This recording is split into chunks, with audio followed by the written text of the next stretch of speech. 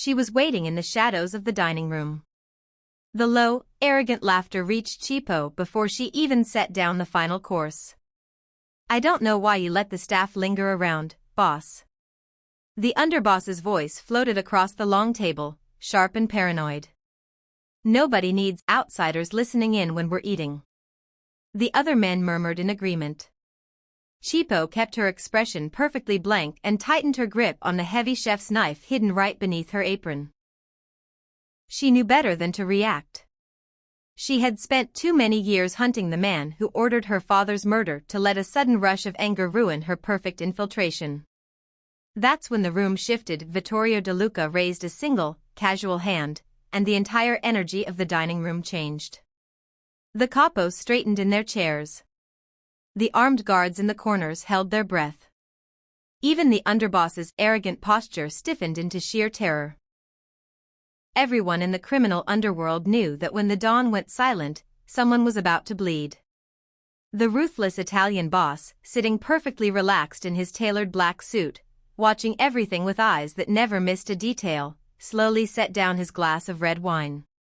He moved past the apologies of his men, past the confidential ledgers, past the millions of dollars being discussed at the table. He turned his head slightly over his shoulder. His serious, suspicious eyes found Chipo. "Before we go any further, if you've ever had to smile at the person who broke you, just waiting for the perfect moment to strike back, subscribe and hit the bell so you never miss a story. Now, let's get back to Chipo, and find out why the deadliest man in the city just ignored his entire mafia empire to stare down the woman holding a knife behind his back." Vittorio's dark eyes locked onto hers for a long, silent second. He did not see a threat. He only saw his new, quiet chef. He turned back to his wine, completely unaware that he had just let a ghost into his home. Getting into the DeLuca estate was not a lucky break. It took 5 years of cold, hard planning. After her father was taken from her, Chipo did not cry. She worked. She knew men like Vittorio did not let normal people get close to them. They lived behind high stone walls and armies of guards. But everybody has to eat. So, Chipo traded her childhood for a kitchen. She went to the best cooking schools. She learned how to slice meats perfectly and make rich, dark sauces. To her teachers, she was just a star student. But to Chipo, every chop of the knife was practice. Every fire she lit on the stove was a promise to her father. She built a completely fake life. She created a clean record, working as a private chef for rich, boring families. She left no trace of her real name and no hint of the angry little girl she used to be. When Vittorio's old chef suddenly quit. With a little secret help from Chipo, she was ready to step into the empty spot. The interview to work for the mafia boss was more like a police test. Huge men in dark suits checked her background, her bags, and her phone. They asked her trick questions under bright lights, trying to make her nervous. Chipo did not break. She kept her voice soft and her eyes down. She played the part of a simple worker who only cared about good food and a steady paycheck. She made herself look completely harmless. They did not see the anger burning in her chest. They only saw her perfect resume. They tasted her flawless food and smiled. Then, they opened the heavy iron gates of the estate and let the enemy walk right in. Now, standing in the dining room with her hand on the cold steel of her hidden knife, she knew the hardest part was over. The plan had worked perfectly. She was finally inside the beast's cage. Chipo let go of the knife under her apron. It was not the right time. She smoothed her white coat and stepped completely out of the shadows. The quiet chatter in the dining room stopped as she moved toward the head of the table. Every eye in the room watched her, but she only focused on the man in the black suit. She gently placed the plate in front of Vittorio. The food was a masterpiece. Tender roasted meat, dark sauce, and perfectly cut vegetables. Steam rose into the air, carrying the rich smell of spices. It was a meal fit for a king, or a very dangerous boss. Chipo took half a step back and crossed her hands in front of her. She waited for him to pick up his silver fork. Vittorio did not move. He looked down at the plate, and then he slowly looked up at her. His dark eyes were cold and sharp. He reached out, but he did not grab his fork. Instead, he placed 2 fingers on the edge of the plate and pushed it back across the smooth wood of the table. It stopped right in front of Chipo. "It smells wonderful," Vittorio said. His voice was low and rough. "But in my line of work, wonderful things can be deadly. Eat it." The underboss stopped drinking his wine. The guards in the corners shifted their weight. The whole room held its breath. Vittorio was not just a powerful man, he was a survivor. He stayed alive because he trusted absolutely no one. Chipo felt her heart beat harder against her ribs, but her face did not change. This was the test. If her hands shook, or if she looked away for even a second, she would be dead before she hit the floor. She did not hesitate. Chipo reached forward and picked up a clean fork from the table. She cut a small piece of the meat, dipped it smoothly into the dark sauce, and lifted it to her mouth. She took the bite. As she chewed, she kept her eyes locked perfectly on Vittorio's face. She did not blink. She did not show any fear. She stood tall in her white chef's uniform and swallowed the food. "Perfectly cooked, sir," she said softly. Her voice was steady as a rock. For a long moment, the dining room was completely silent. Then, the corner of Vittorio's mouth twitched into a tiny, dangerous smile. He reached out and pulled the plate back to his side of the table. He finally picked up his fork and took a bite of his own. "Yes," Vittorio agreed, his eyes still watching her every move. "It is perfect." Chipo bowed her head slightly and turned to walk back to the kitchen. Her father's killer was finally eating from her hands. The psychological chess match had begun, and she was ready for his next move. Hours later, the heavy wooden doors of the dining room were locked.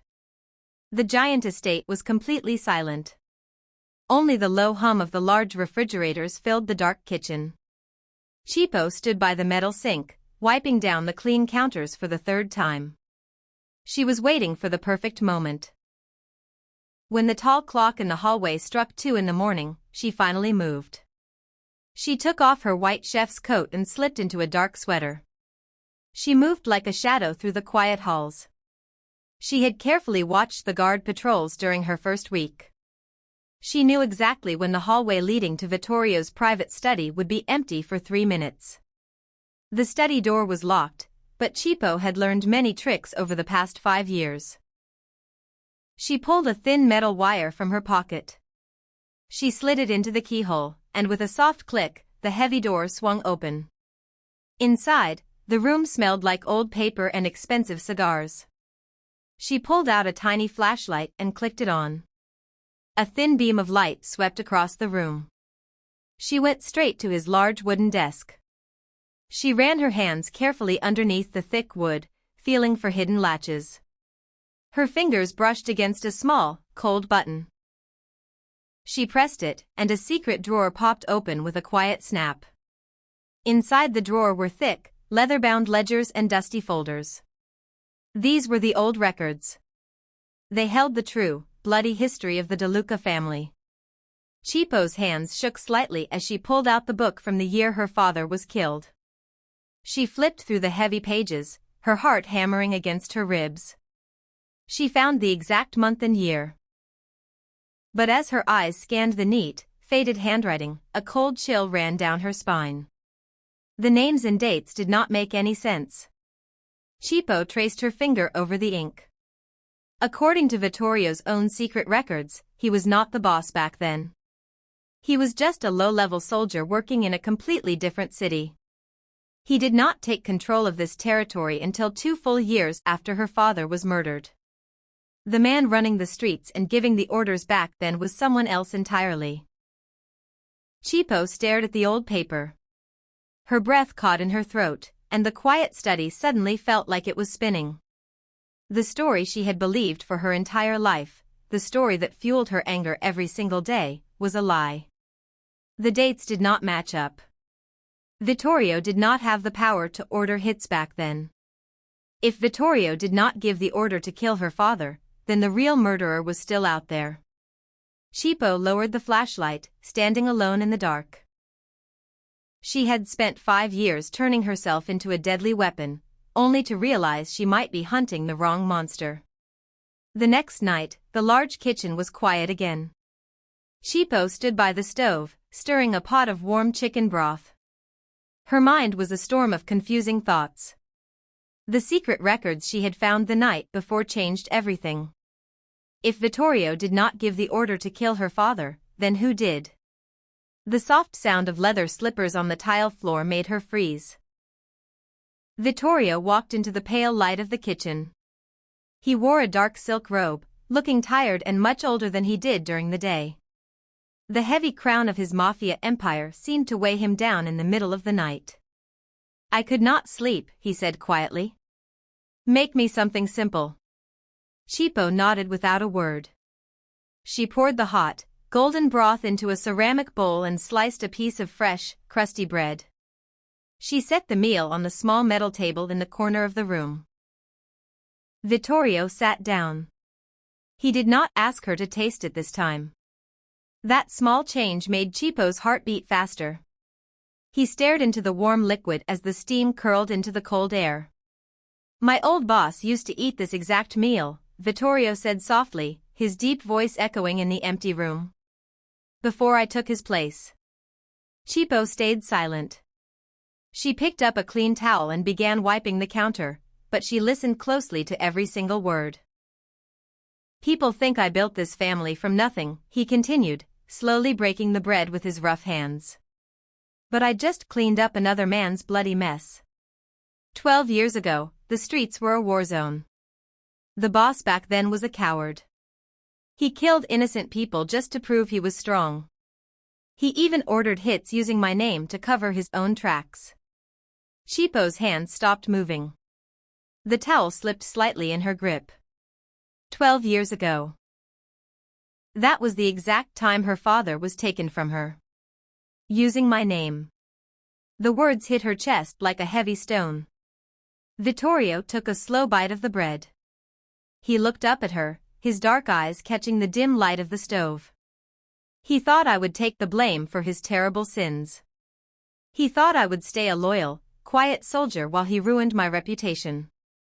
He was wrong." Chipo swallowed hard. She looked at the man she had deeply hated for 5 long years. He was a dangerous criminal and a ruthless killer. But the monster who gave the order to murder her father was not sitting in front of her. "Sometimes," Vittorio whispered, looking back down at his bowl, "the people you want to hate the most are just ghosts." Chipo gripped the edge of the cold counter. The sharp chef's knife rested in the drawer right next to her hand, but she did not reach for it. Her absolute certainty was gone. The simple story of her revenge had shattered into dangerous pieces. 2 days later, the DeLuca estate felt like a loaded gun. Guards stood at every door, their hands resting on their weapons. Vittorio was hosting a peace dinner with a rival family. The kitchen was hot and busy, but Chipo moved with cold focus. She plated the delicate appetizers, her mind still racing from her midnight talk with Vittorio. If he was not the man she wanted, she needed to know who was. Tonight, she might get her answer. Chipo carried a heavy silver tray out of the kitchen and stepped into the grand dining room. The long table was set with perfect crystal and white linens. Vittorio sat at the head of the table, his face completely blank. Across from him sat an older man with silver hair and a sharp, cruel smile. This was Don Rossi, the rival boss who had come to talk about peace. Chipo walked quietly toward the table to serve the food. As she stepped closer, Don Rossi leaned forward and laughed at something Vittorio said. The sound hit Chipo like a physical blow. She stopped walking. Her breath froze in her throat. It was a rough, scraping laugh, followed by a dark, heavy voice. "You have to be willing to clean house, Vittorio," the older man said smoothly. Sometimes, you have to cut the roots to make the tree grow. Chipo stared at the back of Rossi's head. The grand dining room faded away. Suddenly, she was 10 years old again, hiding inside a dark kitchen cabinet. She could smell gunpowder and rain. She could hear the heavy boots on her family's floor. And she could hear that exact voice giving the final, terrible order. Make sure the chef is dead. We leave no roots. Her hands trembled, making the crystal glasses on her tray rattle slightly. She clamped her fingers down hard, forcing her muscles to lock into place. It was him. The man sitting at the table, drinking Vittorio's wine and smiling like a friend, was the true monster. Rossi was the coward who had used Vittorio's name 12 years ago to hide his own crimes. He was the man who had destroyed her family. Chipo stepped forward and smoothly placed the plate in front of Rossi. Her face was a perfect, blank mask. Thank you, my dear, Rossi said without looking up at her. Chipo did not reply. She simply bowed her head and stepped back into the shadows near the wall. Her heart was pounding so hard she thought the whole room could hear it. For 5 years, she had planned to kill the wrong man. Now, the real target was sitting just a few feet away. The viper was finally in the nest, and Chipo knew exactly what she had to do next. Chipo pushed through the heavy kitchen doors, letting them swing shut behind her. The laughter from the dining room faded into a dull hum. As soon as she was alone, she leaned heavily against the cold metal counter and closed her eyes. Her hands were shaking violently now. Rossi. It was Rossi all along. She took a deep, shaky breath and forced herself to stand up straight. There was no time to panic. The main course was resting under silver covers, waiting to be served. Chipo reached deep into the hidden pocket of her white chef's coat and pulled out a tiny glass vial. It was no bigger than her thumb, filled with a clear, odorless liquid. 3 drops of this untraceable poison would stop a man's heart in minutes. It had been meant for Vittorio. She set the vial on the counter next to 2 identical plates of roasted lamb. Chipo stared at the little glass bottle. For 5 years, her path had been perfectly clear. She was the weapon, and Vittorio was the target. But now, the truth had twisted everything. She looked at the plate on the left. That one was for Vittorio. He was a ruthless Mafia Don, a man who lived by violence. But he had not ordered her father's death. He had even tried to warn her, in his own quiet way, during their midnight talk. Then she looked at the plate on the right. That one was for Don Rossi. The man with the cruel smile. The man who gave the order to burn her childhood to the ground. Her fingers hovered over the small cork. A dark, angry voice inside her head screamed at her to poison them both. They were both monsters. They both belonged to a world built on lies and blood. If she poured the vial over both plates, she could wipe the table clean. She could destroy the viper and the beast at the same time. But Chipo squeezed her eyes shut. If she killed Vittorio just because he was sitting there, she was no better than Rossi. She would become the exact kind of cold-blooded killer she hated. Her father was an honorable man who loved creating things, not destroying them. He would not want her soul to turn completely black. Chipo opened her eyes. The choice was made. Her hand stopped shaking. She pulled the tiny cork from the vial. With absolute focus, she moved her hand over the plate on the right. 1, 2, 3 clear drops fell onto Don Rossi's meat, melting perfectly into the rich, dark sauce. She put the cork back, slipped the empty vial into her pocket, and covered the plates with the silver domes. She picked up the heavy tray. The poison was set. Her revenge was finally ready to be served. Chipo took one last breath and walked back out into the viper's nest. Chipo stepped back into the dining room. The air felt heavy, like the quiet moment right before a violent thunderstorm. She walked smoothly around the long table. First, she set the silver dome in front of Vittorio. Then, she moved to Don Rossi. She placed his plate down, her hands completely steady. She pulled the silver covers away at the exact same time. The rich smell of roasted lamb and dark spices filled the room. Rossi smiled his cruel smile. "Ah, it looks perfect," he said. He picked up his heavy silver fork and knife. He cut a piece of the meat, dragging it right through the dark sauce holding the 3 deadly drops. Chipo took a step back into the shadows near the wall. Her heart hammered against her ribs. "Eat it," she thought. "Eat it and pay for what you did." Rossi lifted the fork to his mouth. He placed the meat on his tongue and took a slow, deliberate bite. In that exact second, Vittorio did not look at his own food. He looked straight past the table, directly into the shadows where she stood. "You made the right choice tonight, Chipo," Vittorio said. His voice was completely calm, cutting through the quiet room like a sharp blade. Chipo froze. Her breath caught in her throat. Her real name. He knew. He had known the whole time she was in his house. Rossi stopped chewing. His cruel smile vanished instantly. He looked at Vittorio, then over his shoulder at the chef in the white coat. His eyes went wide with sudden, terrifying realization. He dropped his fork. It hit the fine china plate with a loud crack. Rossi grabbed his own throat as the poison went straight to work, fast and untraceable.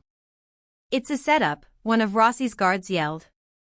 In a flash of movement, the elegant dining room exploded into total chaos. Rossi's men reached under their suit jackets and pulled out heavy black guns.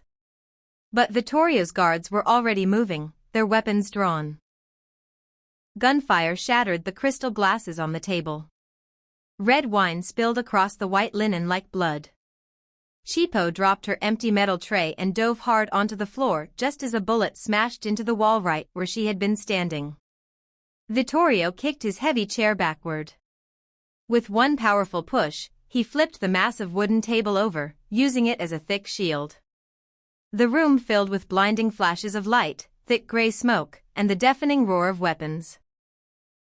Chipo crawled quickly behind a thick stone pillar. She reached under her white apron and gripped the handle of her kitchen knife tightly. Rossi was choking on the floor across the room, his face turning pale. The Viper was finally dying, just like she planned. But the dining room was now a deadly war zone, and she still had to find a way out alive. The deafening roar of the guns finally stopped. The grand dining room was completely quiet, except for the sound of heavy breathing and broken glass falling to the floor. Thick, gray smoke hung in the air, stinging Chipo's eyes. She slowly stepped out from behind the heavy stone pillar. Her hands were still tightly gripping her chef's knife, but she lowered the blade. Across the ruined room, past the overturned table and the spilled red wine, Don Rossi lay completely still on the expensive rug. His cruel eyes were wide open, staring at the ceiling. The poison had done its job. The monster who ordered her father's death was finally gone. A strange, deep sense of peace washed over Chipo. The heavy, dark anger she had carried in her chest for 12 years suddenly lifted. She took a deep breath. It felt like she was filling her lungs for the very first time. Vittorio stepped out from behind the thick wood of the broken table. His black suit was covered in gray dust, but he was not hurt. His guards stood down, lowering their weapons. Vittorio looked across the ruined room and locked eyes with Chipo. He did not raise his gun. He did not order his men to grab her. He just looked at the young woman who had served him a perfect meal and spared his life. For a long moment, the ruthless mafia boss and the silent chef just stared at each other. Then, Vittorio gave her one slow, respectful nod. He was letting her go. She had uncovered the Viper in his house and dealt with it. The debt was paid. Chipo nodded back. She looked down at the large kitchen knife in her hand. She did not need it anymore. She opened her fingers and let the heavy steel fall. It hit the cracked tiles with a sharp clatter. Then, she reached behind her back and untied the knot of her white apron. She pulled it over her head and let it drop onto the floor, leaving it behind in the dirt and the broken glass. Chipo turned her back on Vittorio DeLuca, the dead rival boss, and the dark, violent world of the Mafia. She walked out of the dining room, down the long hallway, and straight out the heavy front doors of the estate. No one stopped her. She stepped out into the cool, fresh air. The sun was just starting to rise over the city, painting the sky in bright, warm colors. Chipo smiled. The shadows were finally behind her. She was going to build a new life, a bright one, where she could use her talents to honor her father and cook with love, not revenge. That is Chipo's story. From a girl trapped by a terrible past, to a woman who finally set herself free. She walked into the beast's cage looking for blood, but she walked out with something much more powerful, her peace. If you watched this all the way to the end, thank you. This channel is built for people who know what it feels like to carry a heavy burden, and who are ready to finally put it down.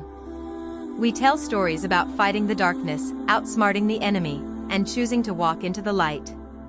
Subscribe and turn on the bell so you never miss a story. Share this video with someone who needs to know that the absolute best revenge is simply living a beautiful life. Thank you for supporting this channel.